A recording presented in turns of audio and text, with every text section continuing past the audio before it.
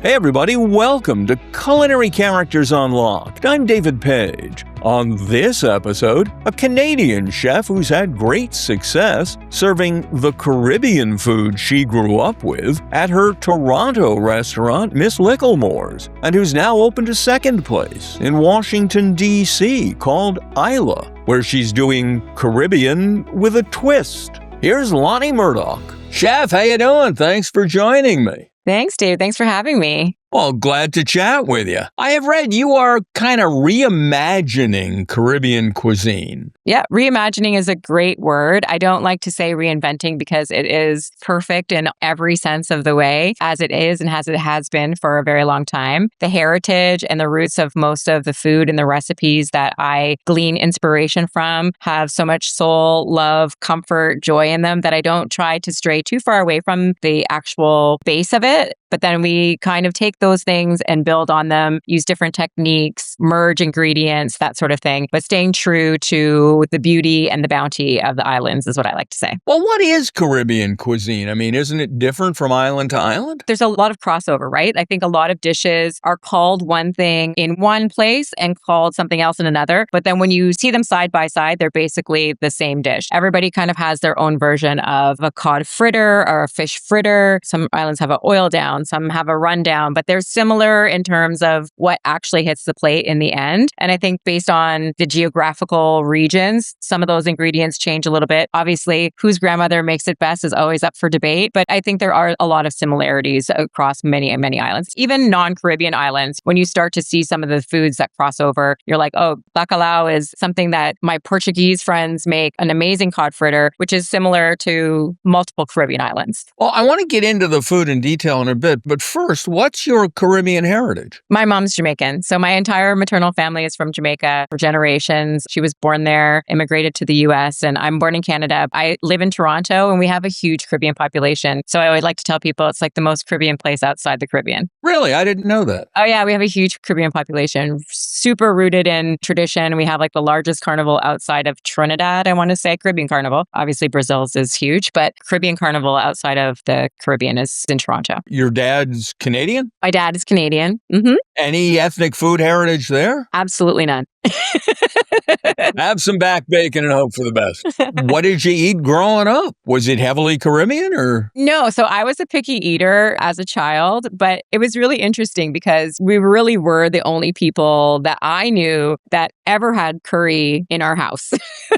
I was originally in a small town in Ontario, eventually moved to Toronto, which then kind of opened up all of these things to me like, oh, other people eat curry. I didn't know that. At what age did that happen? I guess like I'm sixth grade. I don't know how old you are in like sixth grade. Up to that point, were you showing up at school with stuff other kids didn't have in their lunchboxes? Well, no, because I was a picky eater. But we had a rotation, and my grandmother, who visited quite often, would come and make the foods and the dishes that are now kind of like staples and roots in my cooking. Not that I ate them when I was, 6 or 7 years old. But as I got older, I really kind of learned to appreciate what she was making for us and the heritage or the history that kind of went into it and how it was special then, but I didn't realize it. When I was little, it was like, oh, you're making that. But as I got older, I was like, oh, show me how to make that. When did you develop an interest in things culinary? I think I've always had a natural ability. I didn't go to culinary school, but I've always kind of been, as I got older, one of the cooks of my family, to say, like, family occasions, and was always kind of experimenting in the kitchen. So my entire growing up life, I cooked. What were you cooking if it wasn't Caribbean? What was I cooking if it wasn't Caribbean? Oh, like a mean chicken wing. Chicken wings were actually one of the things that people would like come to me and ask me to make these rosemary chicken wings that I would make like back in the day. They would like make them for my party and that's really, but I also loved like the grandeur of things. So I loved to be the one that like made our holiday dinners and had everybody gathering around a table and making the table a place where we all gathered and having these multi-course meals rooted in tradition, turkeys and dressings and stuffings and all that kind of stuff. So I enjoyed that part of it. And it kind of just became like a natural progression in terms of my career. All of these things kind of just happened. Yeah, but I kind of jumped over something, I guess. You say you were a picky eater. At some point, two things happened. A, you became more adventurous, and B, you got interested in Caribbean cooking. How did that happen? Well, just watching my grandmother, even though I wasn't eating it, my grandmother was an exceptional woman. And we had a really lovely relationship, even when I was very little. So when she did visit, I was very much kind of on her coattails, seeing what she was doing. And she would come and visit us and she would make things that were, for me, foreign. But then they became, as I got older and did become a more adventurous eater, now she's making them and now I'm tasting them. She's showing me how to make them and now I'm replicating them. So it was like a very natural and organic progression into the type of cooking that I feel most comfortable in. Which is? Caribbean. How did this progress from, grandma's making some interesting stuff to, I want to do this for a living? You went to college or not? I went to college, but for nothing that I currently do. I started off in like the health and wellness space and I did some health sciences. And then I thought maybe I wanted to do PR. So I did some stuff in that avenue. But then eventually I also had a child. I've had a child at 19. So I was a single mom. I just needed to work and I needed to pay the bills. So I got a corporate job. I worked as an executive assistant. That was never obviously like my dream job. So I did things on the side. I was into health and wellness. I trained people. I worked for a very successful fitness company here in Toronto. And then part of that journey, we had these transformation challenges where people would, try and obviously transform their bodies. And I would cook for some of my clients. And a lot of what I cooked was food not only rooted in my culture, but sometimes rooted in their culture. So, they wanted to learn how to eat healthy while still kind of eating the foods that they liked. So I schooled myself on learning Asian flavor profiles, Italian, those sort of things, but then making them so that they were kind of more healthy and leaned into that wellness space. And that was my first kind of foray into food. And then I opened a meal prep company. Out of the blue, you just said, what the hell? I'll start selling prepared meals? Well, because it was my side hustle and I was doing these things and people were really kind of seeing the benefit of enjoying the food that they were eating while still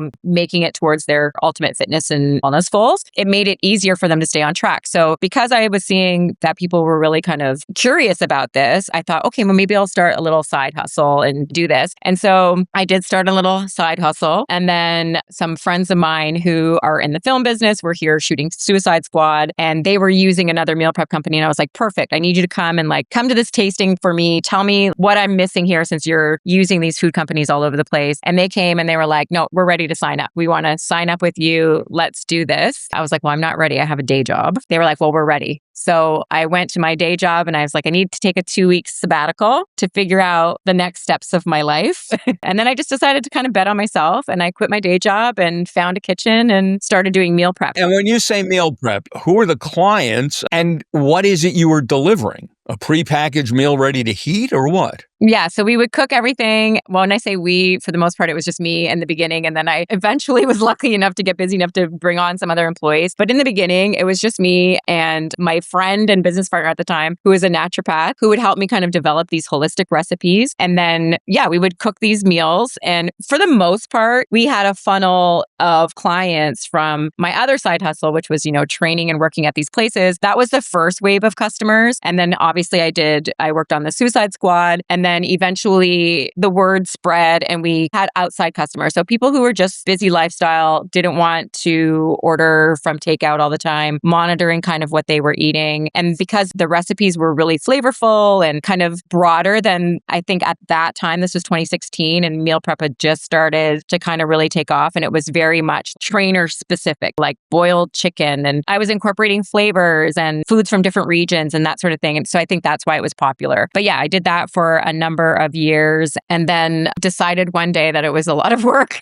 and I thought that I was done. And strangely enough, right when I stopped, 2 of my old clients decided that they were going to start a meal prep company that was tech driven, but they have no background in food. So they asked me to join their team. So I joined their team to launch this larger, more tech driven meal prep company. And then in that space, during that time, I was also doing movies and working as part of a wellness team for Will Smith. And so I continued on that same sort of genre that I was doing, interesting dishes, but in that health and wellness space. And we'll be right back. And then COVID came along and my husband and I decided to open a pop-up. He owns a number of restaurants here in Toronto. Wait, back up. So you had a connection to the food biz. I had a connection to the food. Oh, definitely had a connection to the food business. When we decided to do the pop-up, it was right across the street from where we lived. And it was one of his business partners' spaces that was currently empty. They didn't want to do anything because of all of the restrictive dining rules. And so he was like, let's just do something kind of like fun for us. And so we were like, let's do something that's island inspired. And I just kind of cooked how I cook at home, obviously with like a little bit more, throwing in some stuff that I don't necessarily make at home. So what were you making at this pop-up? At the pop-up was like Miss Edna's jerk chicken, which is my grandmother's recipe. So like jerk chicken, coleslaw, mac and cheese, very comfort foods. We only had outdoor dining, so we could only like seat people on the patio. And it was all my friends that came like 3 times a week because nobody was at work.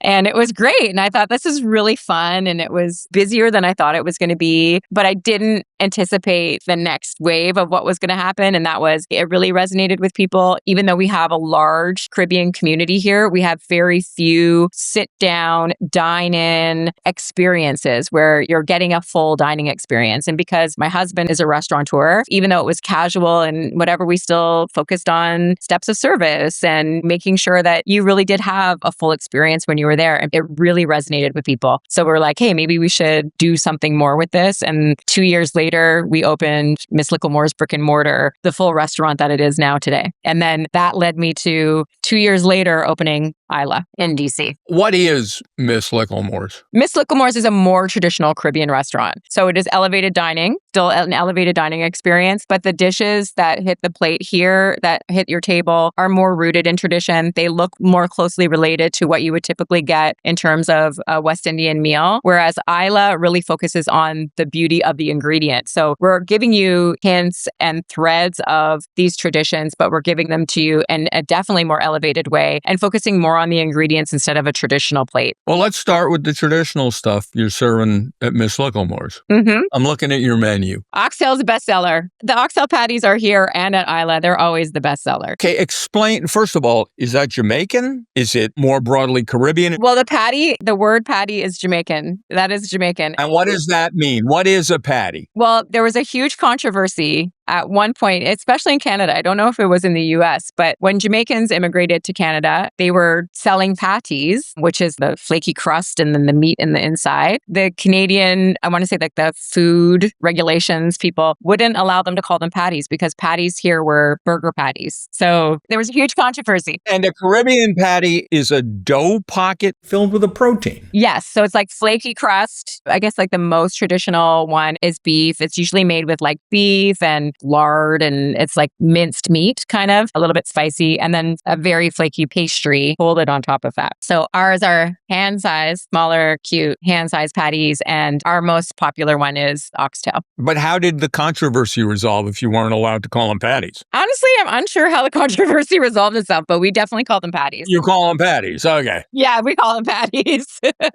Give me a couple of other items from the menu that are just, this is, if you think of American food, you think hamburger. Oxtail. Yeah, so we do oxtail. Traditionally, oxtail, if you were to make it at home, if I were to make it at home, I would make oxtail. It would be braised, but it would have like butter beans, and some people put carrots. I don't put carrots in mine, but some people put carrots in there. Here, it still looks like oxtail, but we get a special cut. It's larger, it's thicker. Wait, how do you get a special cut of oxtail? What, you get bigger cows? Well, no. Most people, I think when you buy oxtail in the store, the way that it's cut into small bite-sized pieces. Uh-huh. So we get like a 2-inch cut. So it's like you're looking at a shank, you know what I mean? That kind of cut. We do a butterbean puree on top of there. We do some pickled chilies, We definitely take what is traditional and try not to mess with that too much, but then we add a little flair to it. You're doing I guess you have to, a jerk chicken? We do a char grilled chicken, yes. Also with my grandmother's jerk sauce, marinated for 48 hours, smoke them, cook them on the grill. But we debone it and serve it with little jus. So it is all of the things that make the traditional part great. And then then we just add our little spin on there. We have versions of these at Isla, but at Isla, we take it a step further. We're going to get there in 1 second. Okay. What's jerk? Depending on who you're talking to, some people will say jerk is a way of cooking and some will say it's a marinade. And I think it's both. It is something that is very popular in Jamaica and definitely has some commonalities no matter who makes it. It is a spice blend. It has allspice, thyme, garlic, Scotch bonnet, scallion. And Scotch bonnet and Scotch bonnet. No, that the great thing about Scotch bonnets, which I think a lot of people don't know, because there are things that are labeled as Scotch bonnet in a lot of markets that are not actually Scotch bonnets. Traditional, real Scotch bonnet peppers from Jamaica are very flavorful. They have a very distinct flavor to them. So they are spicy, but they're so fruity and they really kind of impart a very special flavor into jerk sauce. So a lot of times you can't get them and they call them red habaneros and other things that they use to make the jerk sauce. But in particular, especially if you're in Jamaica and you get all of those from the earth ingredients, it really does make a difference in what the end result is. Okay, and jerk as a style of cooking is what? Smoke. I think that's the first thing. An open fire or what? So, there are stories of how it derived from the Maroons, cooking underneath, smoking things underneath, covered in banana leaf in the ground to kind of conceal the smoke so that people did not know where they were when they were in the hills. That is part of the story of it. The Tianos of Jamaica and the Maroons of Jamaica, the original people of Jamaica who were the first to make it. It's evolved over time. So Miss Licklemore's, was that an instant success? Miss Licklemore's was an instant success, yes, because I think, as I was saying, we don't have a ton of places that represent a very large part of the community here where you can have like a full dining experience. And I think the great part about it is that, one, it speaks to people who can see themselves in the culture and in the food, but it also invites people who may have never had that experience into a space that shows them the beauty of the ingredients. It shows them the beauty of the cuisine. For me, how I say it is, the more the merrier. At every level, if we can offer people an example of island and Caribbean cuisine, it helps everybody. So if they come here and they have a great experience, they're going to go to the takeout shop down the street the next time they see it because they've had a great experience here. If they go to that takeout spot and they have a great experience there, they're going to come to my restaurant when they are looking for the night out and to sit down and to have somebody serve them. So I feel like we are definitely feeding each other in terms of allowing people to see the beauty in it. Back in a moment. At some point, you decided you wanted to expand to the States. Now, first of all, this was back at a time when perhaps relations between the two countries were better, but yes. What made you say, you know what, we should open up in the States? We had decided that that was probably going to be our next step. Canada's lovely. Toronto's a lovely place, but there are a ton of restaurants here. There are a lot of restaurants in Toronto, which is also great. You can get pretty much any type of cuisine. There are plenty of restaurants in Washington. There are quite a fewer restaurants in the DMV as opposed to Toronto. DMV, District of Columbia, Maryland, Virginia, for anyone who doesn't get it. Yes. We definitely were like, where do we go in the States? Where is this next step? It wasn't like we just woke up one day and we're like, oh, we're going to DC. We went to Florida. We discussed New York, Florida, Miami in particular. I just don't think that it felt right for me. Not yet, anyway. Maybe there's room for that in the future. But you wouldn't be the only Caribbean restaurant in Miami. We definitely wouldn't be the only, and we're not the only Caribbean restaurant in DC. However, just in terms of like when we started looking and where we were going, also it had to feel really good for me personally. I started this whole kind of venture in my life later on in life. I'm 55 years old. I have grandchildren and children, and I wanted to make sure that the work life was conducive to my own personal life. So Miami, I think, requires something that I wasn't really ready to give of myself. New York, I feel like you have to be a New Yorker. You have to be connected to New York to really get in there and not have it like suck your soul away, because how do you even navigate that city? And so when I went to DC, I felt like it kind of reminded me of home. Not the crazy political parts of it, but like the people were super welcoming and very nice and really nice. The city itself is beautiful and it's walkable and it doesn't seem overwhelming. It's an hour flight from here to Toronto. So everything about it kind of made me feel like it would just be an extension of my life instead of adding something new onto my life. And that was very important for me. I work best when I'm feeling comfortable in my space. So it reminded me of home. So that's why I ended up there. You opened Isla. And then we opened Isla. Yes. Is there a meaning to, it seems derivative of island somehow. It's exactly what it is. What is it? What's the mission statement? Again, I think Isla is here to celebrate what I think is sometimes missed in the general conversation of Caribbean cuisine, which is it has an amazing and bountiful and beautiful set of ingredients that sometimes just get pigeonholed into like the same certain dishes. Jerk chicken and patties. Yeah. They are a great foundation. And I think that no matter if you are from or outside of the culture, it is something that you definitely want to see when you hear that word Caribbean. But that's not where we can stop, right? We can take all of those amazing, beautiful ingredients and we can transform them into something else that gives you this hint of nostalgia, of something that reminds you of something that you've had before, but also kind of takes you on a journey past that. And I think a lot of different cuisines have been able to explore on a global platform. And I think just now is the time for people who are from the islands or who are using those ingredients or have that base of these traditional foods are also now getting to showcase these things on like a world stage and from a very global perspective. Okay, when did this open? October 29th,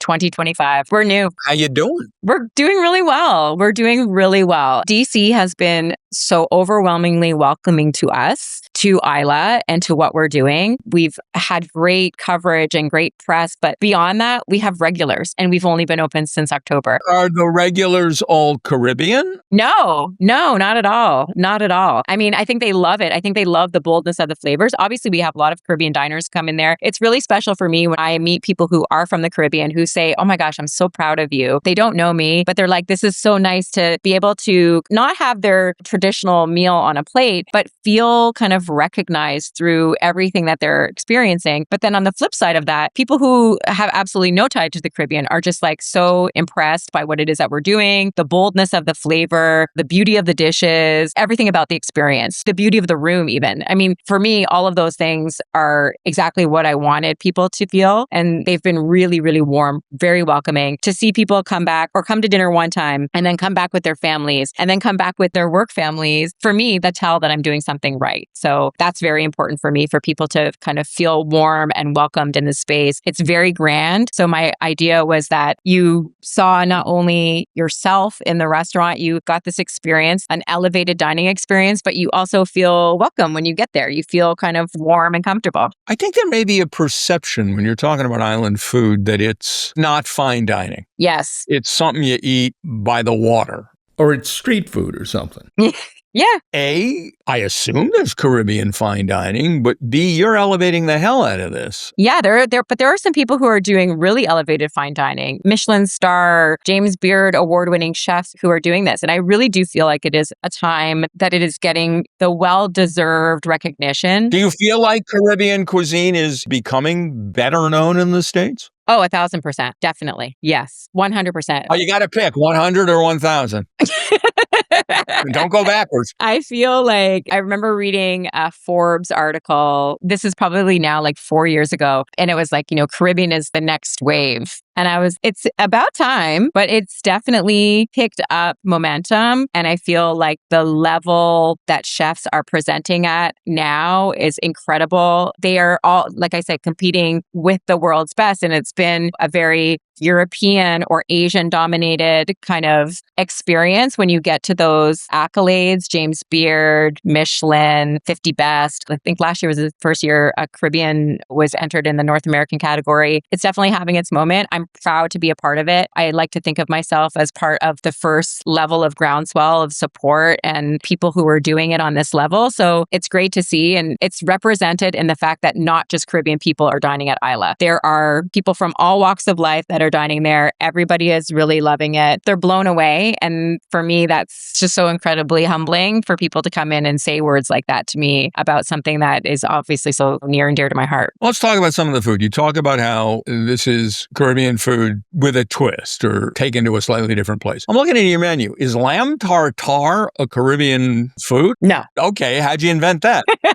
Again, it's not really about the dish itself. It's about the ingredients. So obviously my heritage is Jamaican. Some of my chefs that work with me are also Jamaican, Antiguan, Guatemalan. We have like people from all over the place. So we're trying to draw inspiration, obviously, from the islands. In that dish in particular, what goes into that dish is a number of things that draw from Caribbean inspiration. So the base of that tartare is a green seasoning. All through the Caribbean, depending on where you go, there's like little differences of what that is. But everybody kind of makes this home green seasoning. What would be in it or what's in yours? So traditionally, it's like scallions, bell peppers, Scotch bonnets, or pimento peppers if you're in Trinidad. I think in Haiti, it's epis is what they call theirs. So everybody kind of has this traditional staple that we use to season meat. Well, how'd you come up with lamb tartare? It was supposed to be a beef tartare. And then my chef de cuisine was like, I made this really mean lamb tartare. So about 75% of the menu was completed before I ever got to DC. And then the last 85%, obviously, I'm working with my CDC very closely. And he was like, I make a mean lamb tartare. And I was like, I don't know. I don't know about lamb. And he was like, let's do a side by side. And so we did my original beef tartare recipe, but we swapped out to lamb. And it was honestly magical. It's so good. It is one of my favorite things on the menu. I tell people all the time, and I get the same face that I made, which was like, I don't know, lamb tartare. I'd literally say, trust me on this. And I'm going to say I'm at about a 99% rate of people who are skeptical, who are firm believers in it and will order it every time they come back to the restaurant. How do you Caribbeanize raw oysters?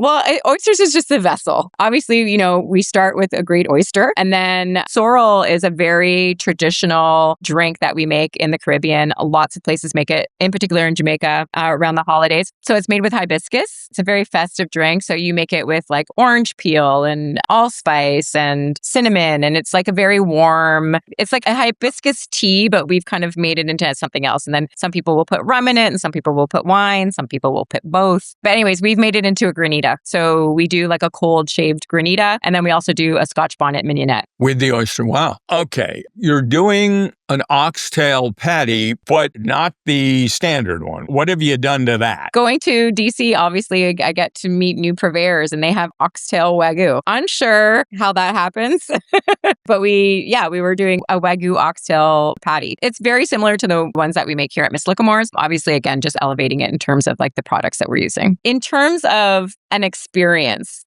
as people go out to dine, they're looking for more than, they're actually looking for words on paper as well. What draws you in? Because there are so many amazing restaurants, right? There are so many fabulous chefs out there. There are so many great places to eat. And Wagyu will suck people in like a vacuum cleaner. Wagyu honestly, I feel like no matter what we put in those patties, people are going to gobble them up because they're so fantastic. And we make them every single solitary day, like hundreds and hundreds a day. So I feel like no matter what is in there, but I feel like that's part of it. People are enticed by words because, at the end of the day, and I think sometimes it's a little taboo in restaurants to also talk about the fact that they're just a business as well, right? Well, but that's a key point. It's harder than hell to stay in business as a restaurant. It really is. I find it refreshing that you're being absolutely straight with me here about, well, it's like putting a hamburger on a steakhouse menu. You need it to get people in there. Right. There has to be something for everybody because you are truly, again, as we said, there's a lot of restaurants out there. You are fighting for every dollar. And from people who are now really educated diners, right? They know their stuff. They know purveyors. They know farms. They know techniques. They can take a master class and learn anything that they want to from the comfort of their own home. So I think they're definitely more educated and they're also more cautious about where they're spending their money. So they want to know that at least you're going above and beyond. And at the end of the day, when I say it is a business, there's like a fine balance between making sure that you're staying true to who you are in terms of what it is that you really want from a creative perspective and,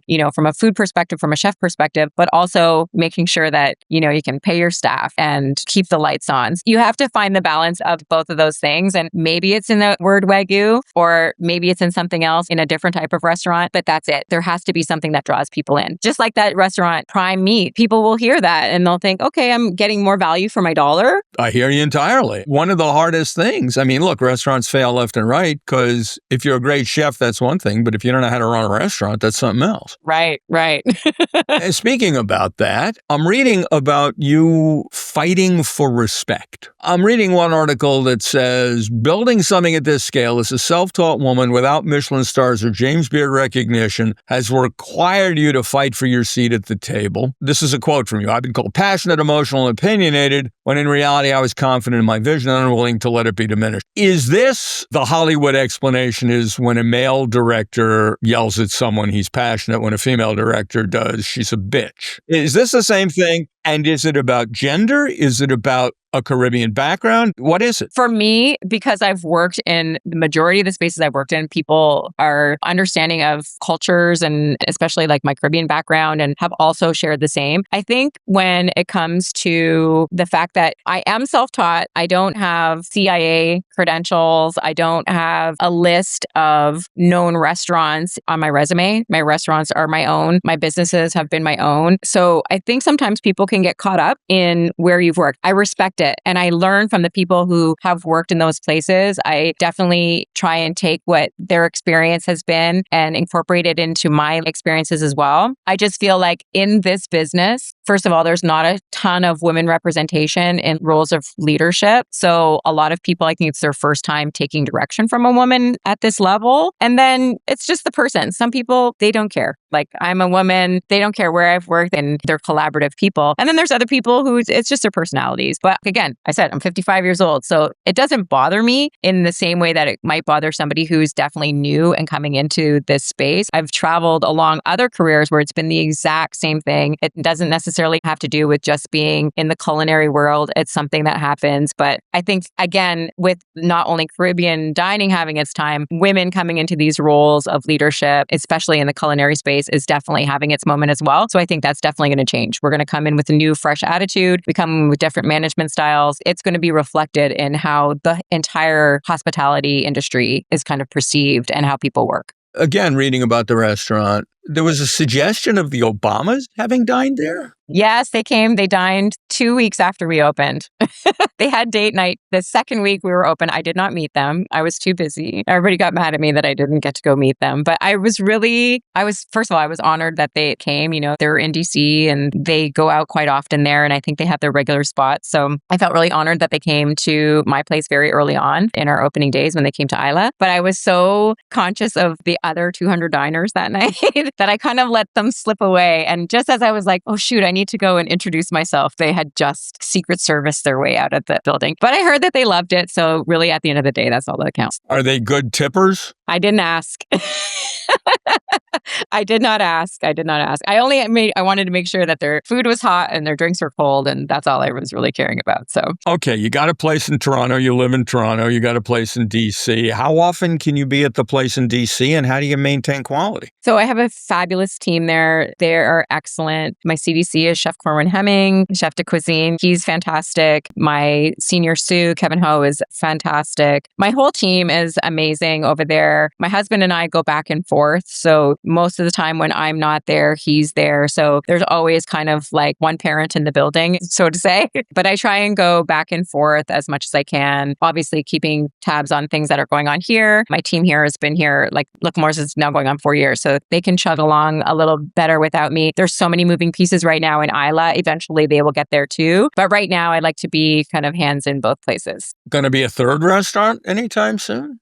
Yeah, I think like the next step for us in the US is like diversifying. So away from Caribbean, not necessarily staying in the same genre. My husband here, his restaurants here kind of encompass what we call Ontario cuisine at one of them, which is like we're a melting pot. So it's got a little bit of everything. He has a cute little boutique steakhouse as well and some nightclubs. So what we're looking to do, Isla was just the first of what hopefully is many. And, eventually I can get my whole family to move there and and then I'll just stay. Will it be in D.C. or are you looking for another location? I think probably the next thing we'll do is in D.C. Yeah. Okay. Looks like you're doing great. Thanks, David. Congratulations. I'd love to stop in and have a meal. Where are you? I'm on the Jersey Shore. I'm going to sell a ride away. Okay. I may surprise you one of these days. Well, please do. If you are coming, please let me know. I would love to have you in there and you can see if everything I said made sense. I suspect quite strongly that it does. Chef, thank you so much for taking the time to talk with me. It's been a real pleasure. Thank you. It's been a pleasure of mine too. Really appreciate it. Lonie Murdock on Culinary Characters Unlocked. I'm David Page. I'll see you next time. And hey, tell a friend to check us out wherever they get their podcasts.